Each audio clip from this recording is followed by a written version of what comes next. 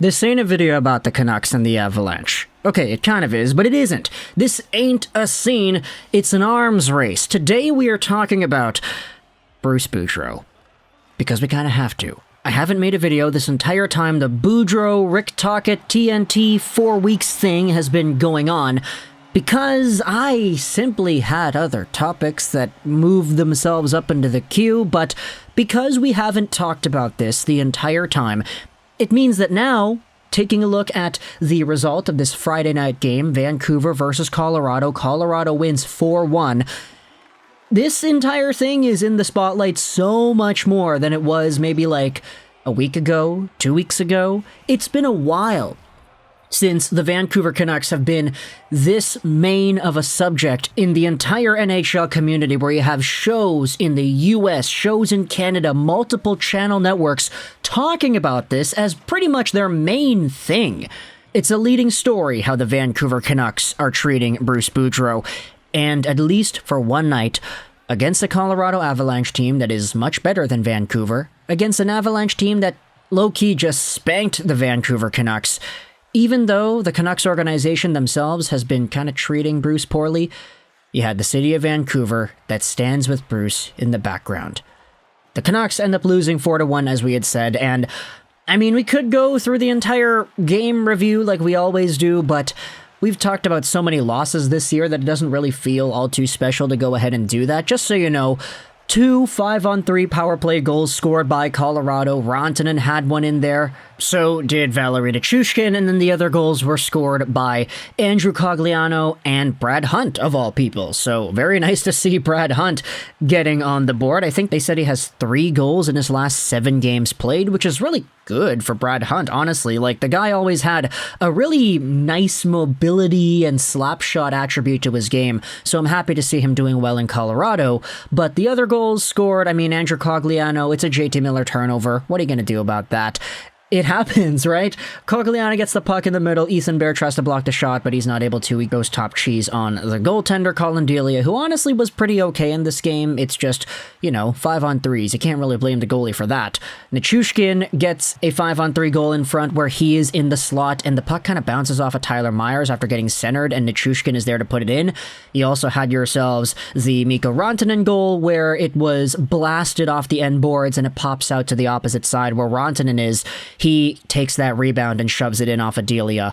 That was the 3rd goal of the Avalanche's night, and then the Brad Hunt goal was the 4th. The Canucks only had themselves 1 here, and this one scored by Elias Pettersson. Very nice play, where he receives the puck and pretty much has it all alone, one-on-one with Georgiev, and just dangles around the guy, putting it upstairs on the backhand. Very nice play by Elias Pettersson. Kuzmenko with the assist as well. Kuzmenko had a pretty good game, all things considered. He had an assist in this one, and he had some really good zone time. I thought that Bo Horvat had a really intriguing night as well. He wasn't perfect, but there were some moments where he really stood out and almost scored a shorthanded goal, for example. Driving down the wing, forcing it into the middle, and almost getting it by Alexander Georgiev. He almost got it done there, but like the rest of the Canucks stars, no Miller, no Hughes on the score sheet here tonight, as the Colorado Avalanche just got themselves a, dare I say, easy win? I don't know, do I want to say easy win? I mean, the Canucks went 0 for 4 on their power plays. We know they're better than that, but that's not what people care about when it comes to the Canucks right now. Who cares about this game? They lost. It's so what? Connor Bedard, let's go. But the thing about this game that got everybody's heartstrings tugging was the morning period, where you had the lineups and the practice going on in the building in Rogers Arena. There were reporters at the arena, like there normally are, talking about how this practice wasn't actually being led by Bruce Boudreau. He wasn't out there to start things off. Eventually, he went out and did a pre-game media interview where he just kind of said, yeah, no, I surprised you guys, didn't I? Ooh, I gave you a spook. I know what's going on here. They asked him about the rumors. They asked and alluded to everything that's going on in Vancouver, where it's so obvious that the Canucks' next coach is going to be Rick Tocchet, who has 4 weeks of a notice that he had to turn into TNT because he's currently signed with them as an analyst broadcaster. But it's very apparent that the Canucks and their, dare I say, disdain. No, not disdain. Let's just say, what's the opposite of preference? Okay, no. The Canucks and their decision to not have Bruce Boudreau as their main guy, it seems like it was made such a long time ago. Like, ever since Rutherford and Alvin were hired, there were already rumblings about Bruce and whether or not Bruce was the guy that Rutherford wanted to keep on, etc., etc. So the idea of Bruce leaving definitely isn't a new one, especially towards the end of last season where the Canucks missed the playoffs and all that stuff, right? But heading into this season, with all the uncertainty as to whether or not the Canucks would bring Bruce back, which they inevitably did, there were so many people that said, okay, well, for now, since they brought Bruce back, they had the option to, like, do whatever they wanted, but they decided to bring him back. The chance of Bruce eventually leaving seems to be a lot lower now, because the team is supposed to have gotten better. They signed Kuzmenko, they signed Mikheyev, they re-signed Miller, so we know this is the direction they want to go down, and then they sucked. Really bad. Terrible team. Just no consistency in their wins, blowing leads, etc., etc. And now it's gotten to a point where the rumors of Rick Tocchet coming out here, they've been so prevalent amongst all the insiders that now Bruce Boudreau is really just the definition of a sitting duck. Like, even earlier today in the interview, he acknowledged that he would have to be a fool to not understand what's going on right now. And things got oddly emotional when they asked him, what does it mean to be an NHL coach? He promptly then decided to shut down the interview. He did it in a very respectful way, but you could see he was kind of tearing up, and it's like, this is one of the most winningest coaches in the NHL. Not just active, but like all time, he's one of the top. And like his resume of success from different teams in Washington to Anaheim to that brief stint in Minnesota, like, this is a guy that has all the respect of many NHL people in that world. And the Vancouver Canucks putting him in this position where for the past few days, maybe even the past, like, few weeks, he's known that he's going to be out. And we know who his replacement is going to be.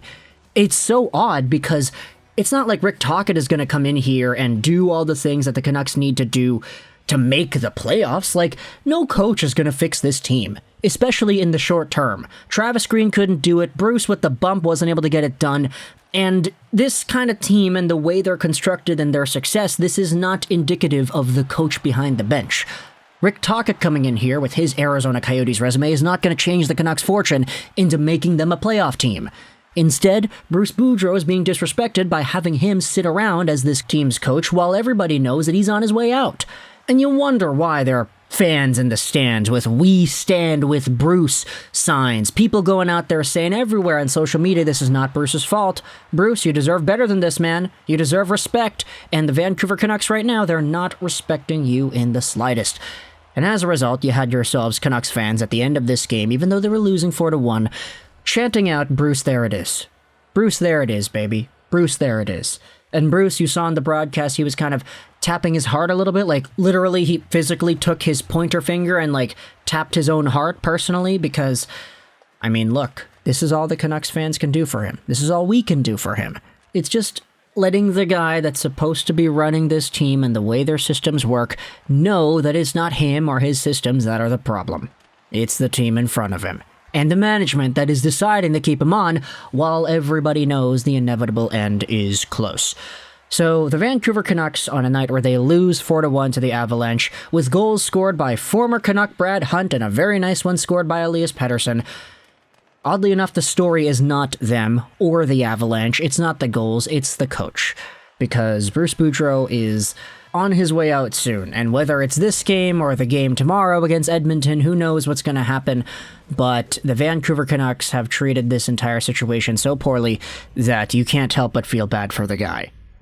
So, talk to the comments on your thoughts about the Canucks and Bruce Boudreau and the Avalanche and everything going on in this game over here. I hope you enjoyed this Juraj 99, and bye.